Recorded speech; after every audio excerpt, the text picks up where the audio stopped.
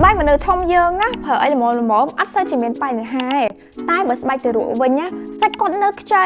ងាយឡើងកទួលងាយឡើងរោលងាយឡើងក្រហមអញ្ចឹងមុននឹងយើងប្រើអីនៅលើស្បែករបស់គាត់ណាគឺត្រូវគិតឲ្យបានហ្មត់ចត់មែនតើហើយបើសិនជាម៉ាក់ទាំងអស់គ្នាកំពុងតែបារម្ភបញ្ហាដែលបងអូនលើកឡើងមុននេះមើលវីដេអូនេះគឺត្រូវហើយអ្វីដែលជាចំណុចសំខាន់ក្នុងវីដេអូនេះគឺกระดาษសាន់ដេ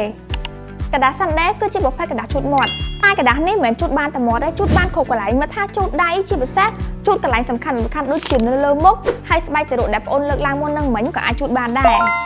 กระดาษសាន់ដេគឺជាប្រភេទกระดาษដែលធ្វើចេញពីឈើធម្មជាតិ 100% តាមស្តង់ដារប្រទេសឥណ្ឌូនេស៊ីសាច់กระดาษរបស់គេគឺទន់ជក់ទឹកបានល្អជូតទៅអត់ឈឺអត់ស្គៀបហើយសំខាន់ណាស់អត់មានហុយដែលប៉ះពាល់ដល់ផ្លូវដង្ហើមទេបងហើយសម្រាប់กระดาษរបស់គេវិញគឺមានពីរស្រទាប់បងអញ្ចឹងវាធ្វើឲ្យការជូតរបស់បងគឺបានស្អាតល្អខ្លាំងមែនតើ